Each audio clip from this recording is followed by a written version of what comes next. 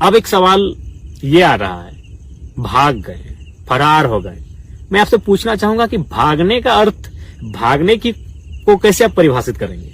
मान के चलिए हम किसी नदी के बीचों बीच हैं और नदी के जो पानी है उस पानी को जिम्मेवारी मिली है कि जरा महतो को घेर कर रखना है, तो जाहिर सी बात है या तो मुझे नीचे सुरंग बना के निकलना होगा या तो उड़ के निकलना होगा, क्योंकि पानी की जिम्मेवारी है। या फिर अगर मुझे साइड से निकलना है, जिस तरह निकलेंगे तो पानी को खुद रास्ता देना होगा। बिल्कुल यही बोकारो में जहां मुझे अरेस्ट करे, लेकिन परिस्थितियां वहां बिल्कुल विपरीत थी। परिस्थितियां क्या थी? बहुत सारे लोग पेट्रोल लेकर थे कि आत्मदाह कर लेंगे।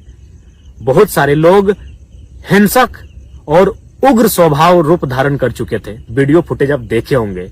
यानी मैंने इसलिए वहां से निकलना उचित समझा। मैं निकला हूं, फरार नहीं। मैं बार बार कहूंगा, क्योंकि आप मेरा स्टेटमेंट अंतिम क्या था याद होगा कि एसपी साहब माफ कीजिएगा, भीड़ की भावनाओं का सम्मान कीजिए, डिटेन किसी और दिन कीजिए। ये मेरा अंतिम शब्द था।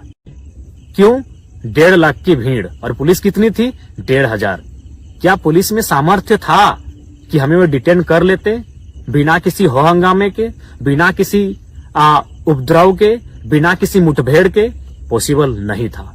1.5 लाख की भीड़, 1,500 पुलिस, अनहोनी अप्रिय घटना घट जाती। संभवतः अगर हमें डिटेन किया जाता, अभी कौन पब्लिक, भाड़े की पब्लिक नहीं थी, प्रेम से आई हुई, समर्पित भाव से आई हुई, इस नौजवान को चाहने वाली पब्लिक, 45 डिग्री के तापमान में अपने खर्चे से आने वाली पब्लिक अपने चहते बेटे को अपने सामने अरेस्ट होते हुए बिल्कुल भी नहीं देख पाती।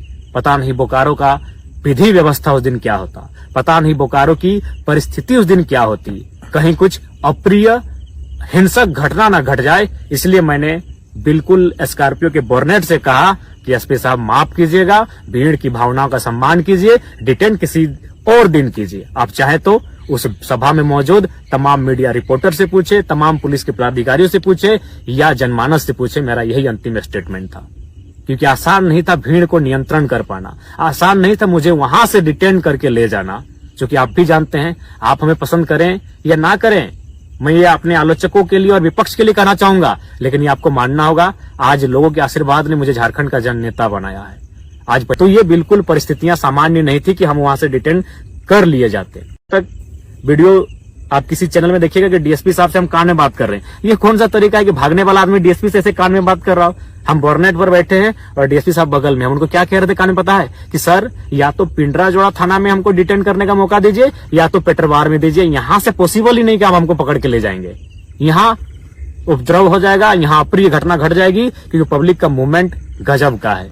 भावनाओं में भी है, आंखों में आंसू भी है और आंखों में अंगारे भी हैं। और मुझे लगता है ये बोकारो आज जल जाएगा। इसीलिए विधि व्यवस्था को मेंटेन कीजिए, डिटेन किसी और दिन कीजिए। और बिल्कुल स्कॉर्पियो के बोर्नेट से मैं निकला हूं। उसके बाद फिर मैं नीचे बैठा और निकलते रहा। और बिल्कुल पुलिस चारों तरफ थी भैया। भागना मतलब कि उड़ के जाते तो भागा मानते, नीचे सुरंग बना के जाते तो भागा मानते। चारों तरफ पुलिस है, वहां से हम कैसे पार होंगे? तो किसी ने हाथ छोड़ा होगा अपना, किसी ने रास्ता दिया होगा। हो सके हमारे चाहने वाले ऊपर पुलिस के लोग होंगे, संभावना है। तो हम तो उनके बीच से निकले हैं।